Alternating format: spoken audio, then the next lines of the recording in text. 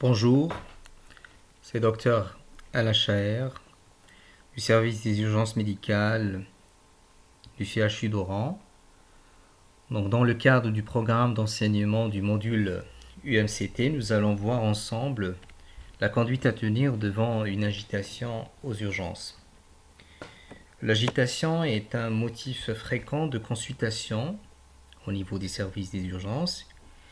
Il peut être le témoin d'une lésion organique, psychiatrique et ou toxique.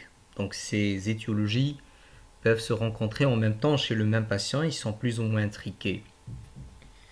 L'agitation est un problème de santé, c'est un trouble du comportement psychomoteur. Donc c'est un problème ou c'est une manifestation, ou c'est un trouble plutôt qu'on doit traiter rapidement, le plus tôt possible, car il y a un risque d'aggravation. Le patient peut, sur le plan relationnel, devenir très agressif vis-à-vis d'abord lui-même, il peut s'automutiler, et vis-à-vis l'entourage familial et le personnel médical et paramédical quand le patient est hospitalisé. Donc, le patient, il peut passer à l'acte à tout moment. D'où l'intérêt d'une maîtrise rapide. Cette maîtrise passe parfois par une contention physique et parfois par le traitement d'une lésion organique réversible, telle qu'une hypoglycémie, par exemple. Alors, complément de la question, on va voir successivement les définitions et les généralités, les deux formes cliniques par lesquelles le patient peut se présenter aux urgences, les différentes étiologies des agitations, les étiologies organiques, les étiologies psychiatriques et les étiologies toxiques. Quelle approche faut-il adapter face aux patients agités et quel traitement médical faut-il proposer? Et on va terminer par une petite conclusion. Les objectifs de ce cours, l'étudiant en fin de ce cours doit savoir reconnaître une agitation, identifier les situations d'urgence et planifier leur prise en charge, connaître les différentes étiologies, toxiques, organiques et même psychiatriques, et savoir les évoquer de manière hiérarchique selon leur importance et prévalence, et connaître les mesures thérapeutiques symptomatiques à mettre en œuvre en urgence. Alors, sur le plan des généralités, d'abord, il faut savoir que l'agitation est un trouble du comportement psychomoteur. Il a 3 composants. Une composante motrice, une composante psychique et une 3e composante relationnelle. Sur le plan moteur, le patient il est en hyperactivité motrice. Il est très turbulent. Il est désinhibé. Et sur le plan psychique, il est très excité. Il a plusieurs idées en même temps. Il est logorique. Il parle beaucoup. Et parfois, il lance des propos, des insultes. Sur le plan relationnel, le patient il peut être agressif vis-à-vis lui-même, vis-à-vis des objets. Il peut casser des vitres, des portes et des personnes. Il peut être responsable de coups et blessures vis-à-vis le personnel médical, paramédical et même vis-à-vis son entourage familial. Donc vous voyez de tout l'intérêt de la question. Et donc, c'est une urgence. L'agitation est vraiment une urgence absolue. C'est un symptôme émotif fréquent de consultation, comme on a déjà vu. Ça touche les différentes classes d'âge, du plus jeune au sujet âgé. Et les objectifs de la prise en charge sont d'abord une maîtrise rapide. Ensuite, déterminer l'origine et la traiter. Est-ce que c'est une origine organique, psychiatrique ou toxique? Cela nous permet de bien adapter le traitement. Donc dans le cadre d'un traitement objectif et ciblé. Le patient il peut se présenter aux urgences sous deux formes cliniques. Soit l'agitation elle est contrôlable. Et là, on peut prioriser l'anamnèse et l'examen clinique. Soit l'agitation elle n'est pas contrôlable.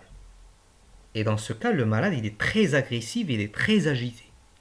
Et donc la priorité est vers la contention physique et la sédation médicamenteuse.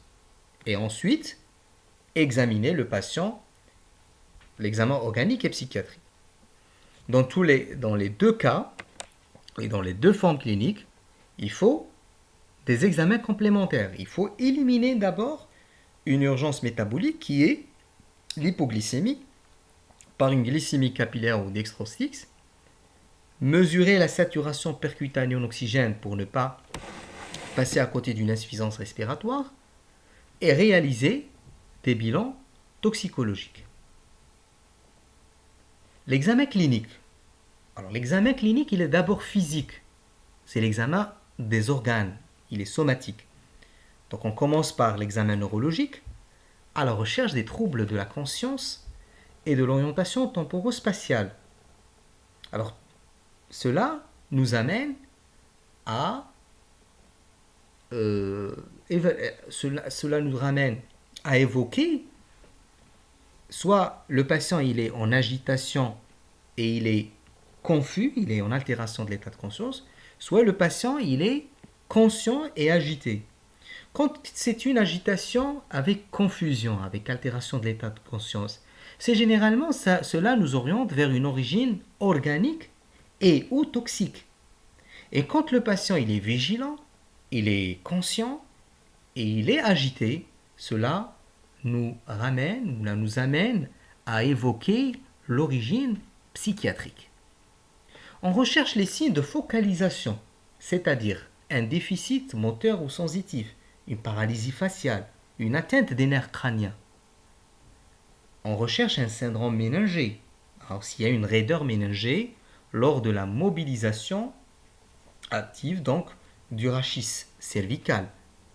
Et on apprécie l'état général, notamment l'état d'hydratation, la fréquence cardiaque, la pression artérielle, la coloration des extrémités à la recherche d'une cyanose. Cela nous oriente vers un état de choc ou bien une insuffisance respiratoire. L'examen psychiatrique. Alors on évalue par l'observation la tenue corporo-vestimentaire. Le patient, comment il est habillé? Est-ce qu'il a, il a tendance à se laisser aller, donc à être sale ou bien propre? La mimique, est-ce qu'il a une mimique triste ou au contraire une mimique euphorique?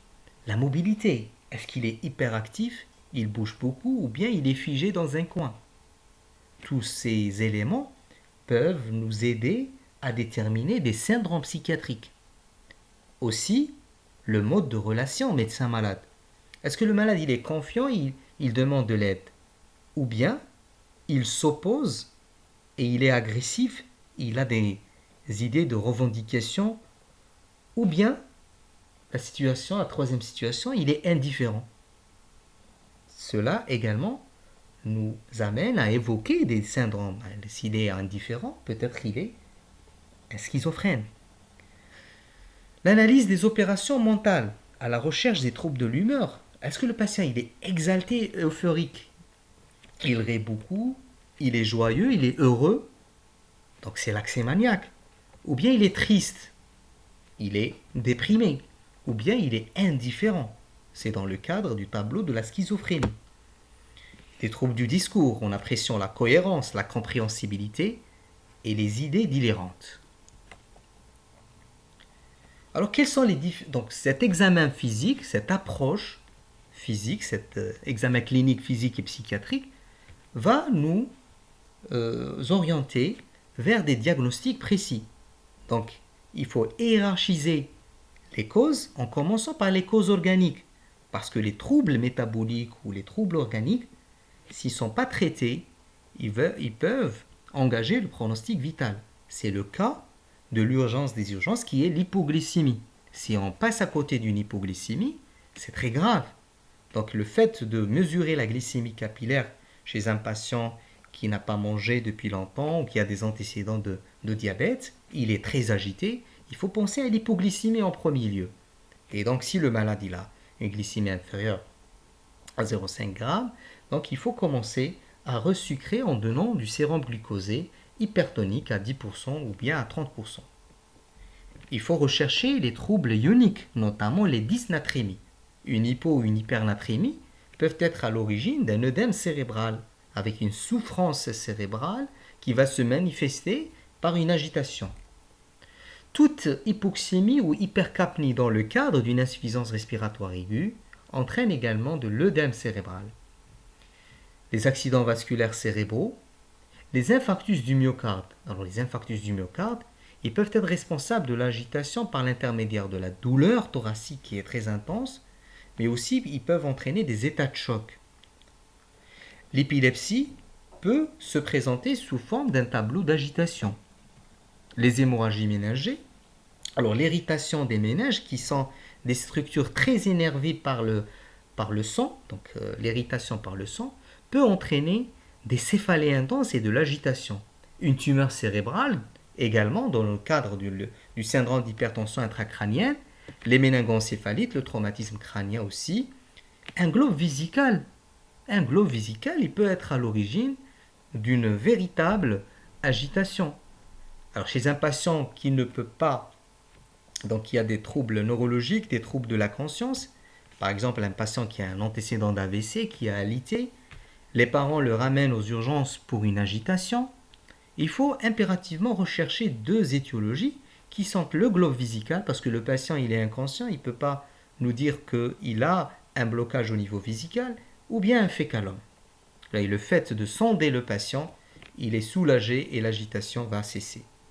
La douleur aussi, elle peut être responsable de l'agitation, et cette douleur, elle peut se retrouver dans les différentes étiologies qu'on a déjà évoquées, notamment les étiologies organiques.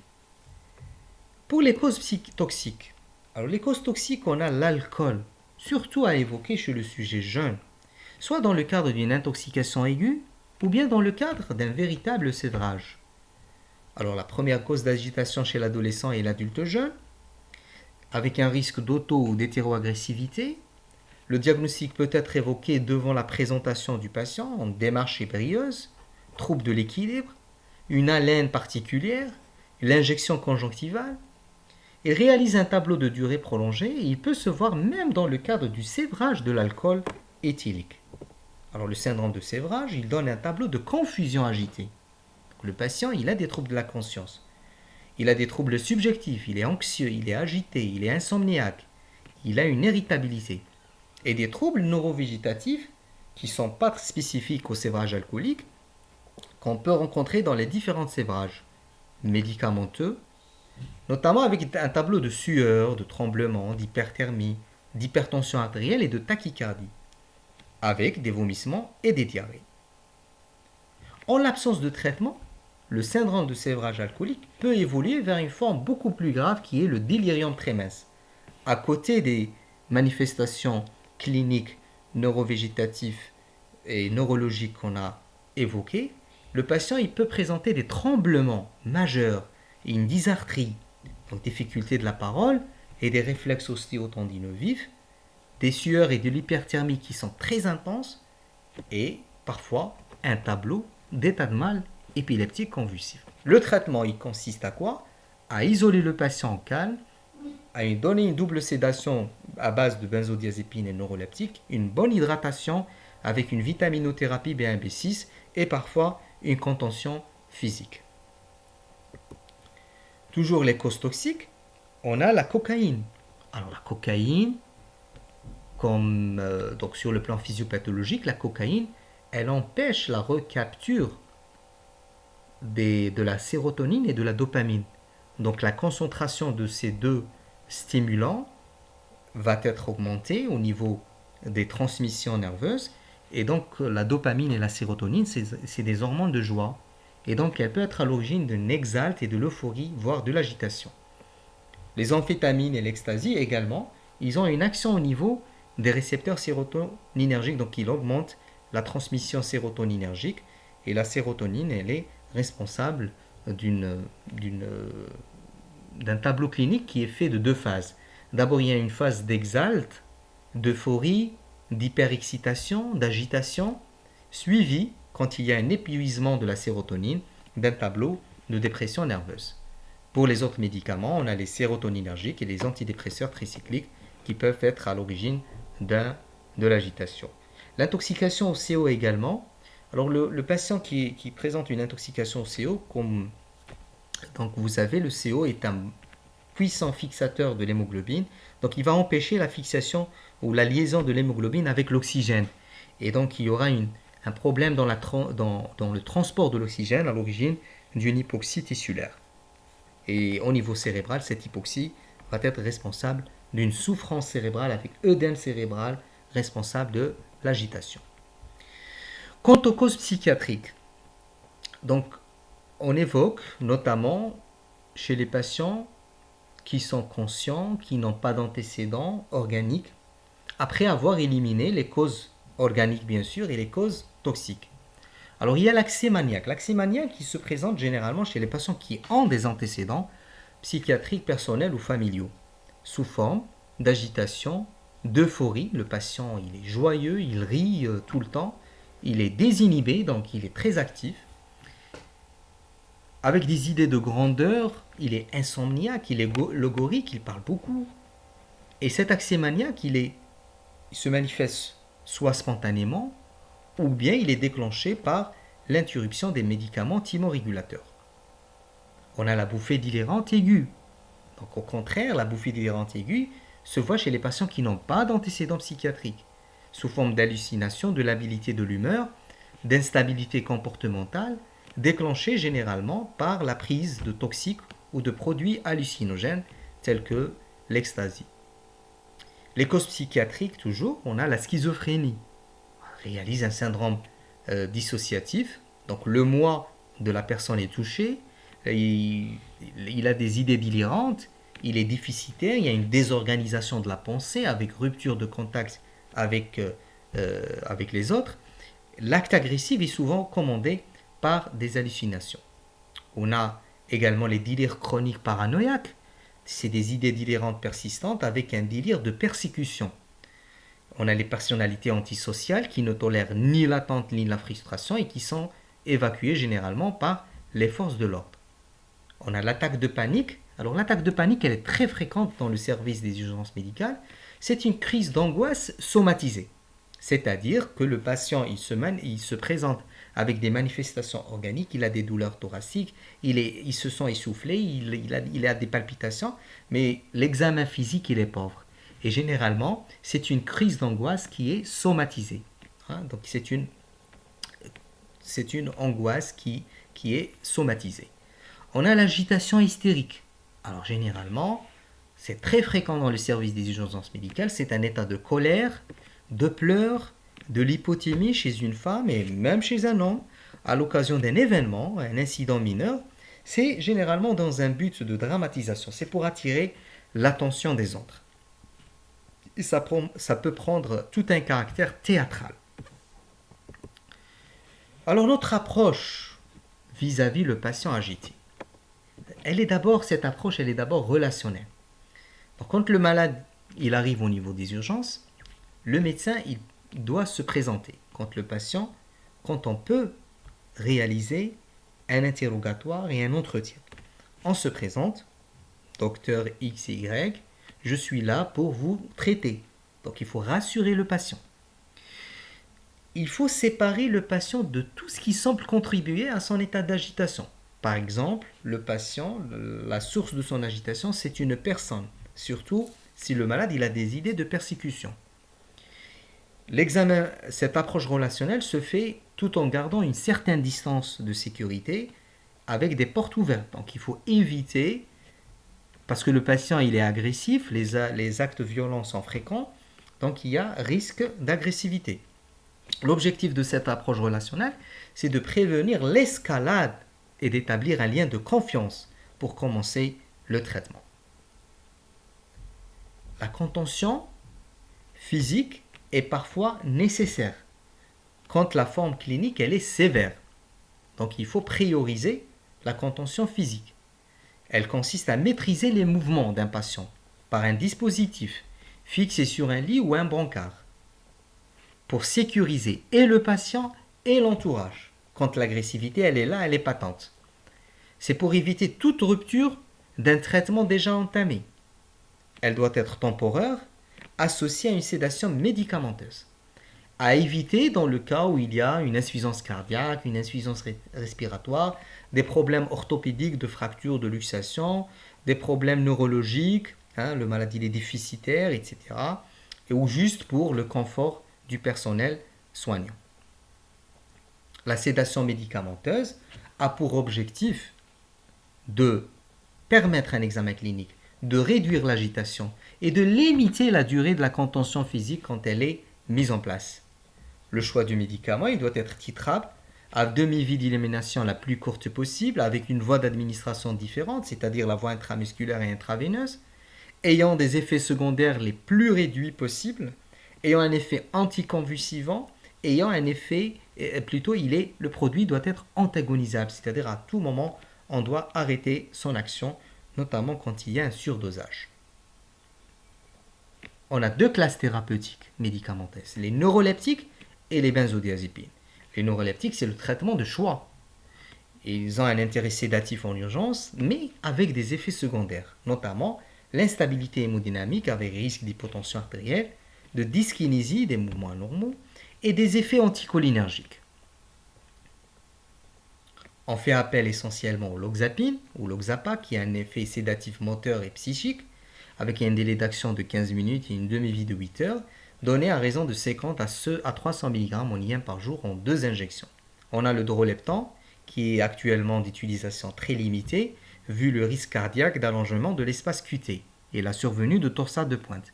Et enfin, on a l'Aldol qui a un délai d'action de 60 minutes à peu près en IM avec une dose de 5 à 10 mg en IM, risque de dyskinésie aiguë. On a les benzodiazépines, deuxième classe thérapeutique qui a un effet sédatif, anxiolytique, anticonvulsivant, biorelaxant, moins d'effets secondaires que les neuroleptiques. Ils ont l'avantage d'être antagonisables par l'anexate. On a le midazolam ou l'hypnovel qui est donné par voie intramusculaire, intraveineuse et même intranasale. Il est hydrosoluble, donc il est très bien absorbé par voie IM, délai d'action de 15 minutes, demi-vie d'élimination de 2 à 3 heures, donné à raison de 5 à 15 mg par jour en 2 à 3 injections intramusculaires. On a le Tronxène également, le Valium qui n'est pas utilisé chez le patient agité car il a une demi-vie d'élimination qui est prolongée, et on a le Lorazepam ou Temesta par voie injectable, benzodiazépine qui est le benzodiazépine de choix aux États-Unis. L'association neuroleptique et benzodiazépine consiste en une association de choix chez le psychotique agité, car il y a moins d'effets secondaires des neuroleptiques notamment. On associe le midazolam 5 mg et le loxapac 100 mg en intramusculaire. Alors pour les indications, chez le patient agité psychotique, le choix est pour les neuroleptiques. Pour l'agitation, c'est le sujet âgé. Également les neuroleptiques car les benzodiazépines ont des réactions paradoxales chez le sujet âgé. En cas d'état d'ivresse, de sévrage alcoolique ou d'origine inconnue, la priorité c'est pour les benzodiazépines. En conclusion, on peut dire que la gestion d'un patient agité et agressif est un défi pour le personnel soignant. Les réactions violentes ne doivent pas être sous-estimées car 17% des patients admis aux urgences sont violents. Ils passent à l'acte. 3 grandes classes étiologiques sont possibles en cas d'agitation. La classe des étiologies organiques, toxiques, psychiatriques qui sont parfois intriquées et se rencontrées chez le même patient. La priorité est bien sûr pour le traitement étiologique et je vous remercie pour votre attention.